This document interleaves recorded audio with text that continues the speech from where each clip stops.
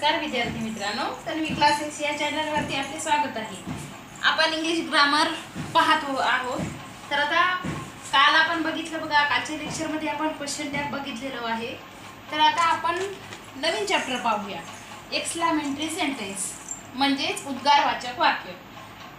या चॅप्टरमध्ये काय राहते माहिती आहे का, विधानार्थी वाक्याचे उद्गारवाचक वाक्य करायचे राहते। म्हणजेच आपल्याला काय राहते करायचं,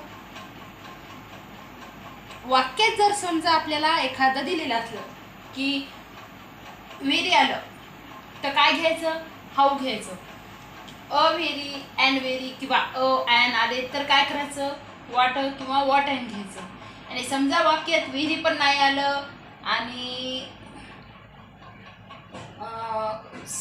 अँड यापैकी काहीच नाही आलं तरी पण हाऊच वापरायचं, एवढं लक्षात ठेवायचं आपण। तर बघूया आपण एखादं एक्झाम्पल बघूया त्या एक्सक्लामेटरीचं ज्यावेळेस आपण एखादं वाक्य करणार आहोत ना, तर तुम्हाला ना एक सूत्र सांगणार, S+V आलं, हे झालं आपलं असर्टिव्ह वाक्य राहते। S+V प्लस काय येणार, व्हेरी, अव्हेरी, कोणता पण येऊ शकते, नुसतं व्हेरी पण येऊ शकते किंवा अव्हेरी पण येऊ शकते। नंतर काय येणार आपल्याला, ॲडजेक्टिव्ह येईल, नाही तर ॲडव्हर्ब येईल। मग आपल्याला आता त्या असर्टिव्हचं काय करायचं आहे, एक्सक्लामेटरी करायचं। मग कसं करायचं, हाऊ किंवा वॉट, वॉट इथं काय घेणार आपण, किंवा ॲन येणार। नंतर काय घेणार आपण, ॲडजेक्टिव्ह घेणार आपण, ॲडजेक्टिव्ह किंवा ॲडवर्ब जे काय असेल ते घेतलं आपण। आणि इथं काय घेणार, S+V प्लस एक्सक्लामेटरी चिन्ह वापरायचं आहे आपल्याला। तर आता बघायचं आपण त्याचं काय करूया, एक्झाम्पल बघूया, प्रत्येकाचं पाहायचं। सुरुवातीला बघूया आपण अव्हेरीचं बघूया, असं करूया आपण, sorry, she is a beautiful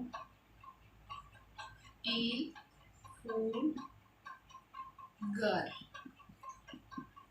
आता बघा आपल्याला शी इज अ ब्युटिफुल गर्ल दिलेला आहे। तर बघा आपल्याला काय सांगितलंय, आलेला आहे। आलेला आहे म्हणजे काय करावं लागते आपल्याला, एक्सक्लामेटरी वाक्य करताना व्हॉट अ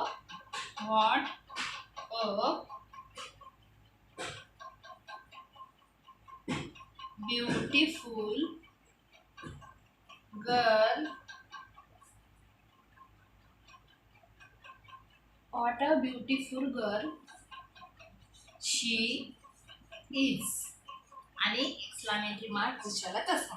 म्हणजे ब्युटिफुल गर्ल जे आहे, जे शेवटचं वाक्य आहे ते आपण काय केलं, इथे मध्ये घ्यायचं आणि सुरुवातीचं जे आहे ते काय करायचं आपल्याला शेवटी घ्यायचं, कळलं।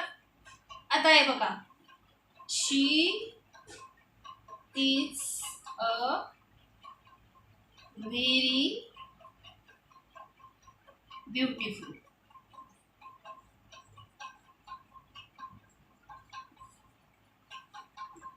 गर्ल। आता अव्हेरी आलं ना, म्हणून आपण इथं सुद्धा काय केलं, व्हॉट अ ब्युटिफुल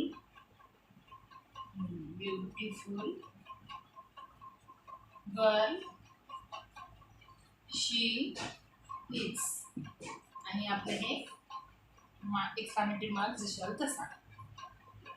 बरं, हे इतकं तुम्ही ना नोट करून घ्या, म्हणजे तुमच्या लक्षात राहते लवकर की नेमकं आपल्याला करायचंय काय ते। आता तुम्हाला अजून एक ट्रिक सांगणार, ती पण तुम्ही लक्षात ठेवायची, आणि ही सोपी राहते, तुम्ही लक्षात ठेवू शकता लवकरच।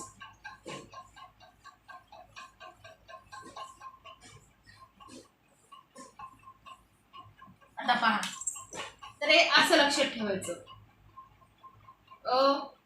अँड व्हेरी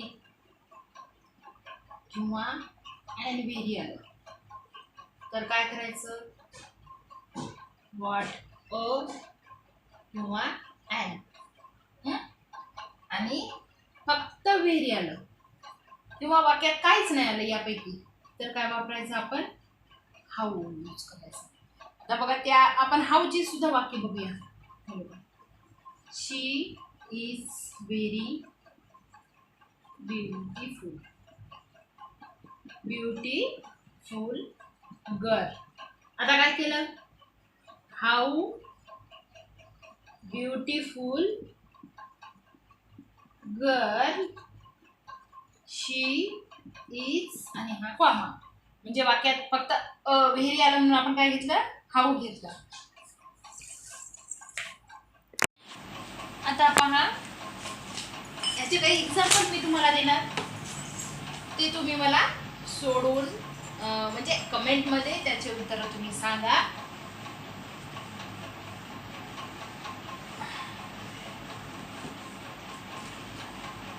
तर आपण घेऊ काही एक्झाम्पल स्पेशली तुमच्यासाठी. एक्झाम्पल सोडवल्यावर कसं राहते तुम्हाला पण समजते नेमकं. ही सिंग्स व्हेरी स्वीटली,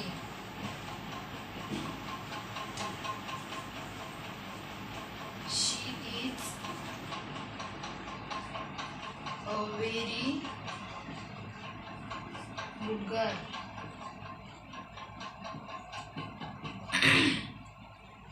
एखादा तुम्हाला नाही समजला चॅप्टर तर तुम्ही कमेंटमध्ये नक्की सांगा. आपण त्याला पुन्हा एकदा तुम्हाला तुमच्याच भाषेत समजावण्याचा मी नक्की ट्राय करेन. It is very high, it is very high. Sorry, 4th number काय घेणार आपण, she is very active, she is very active. आणि it's quite odd,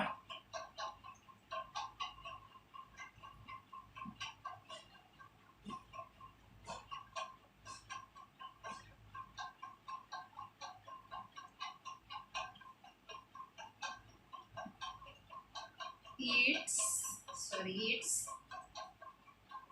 quite odd.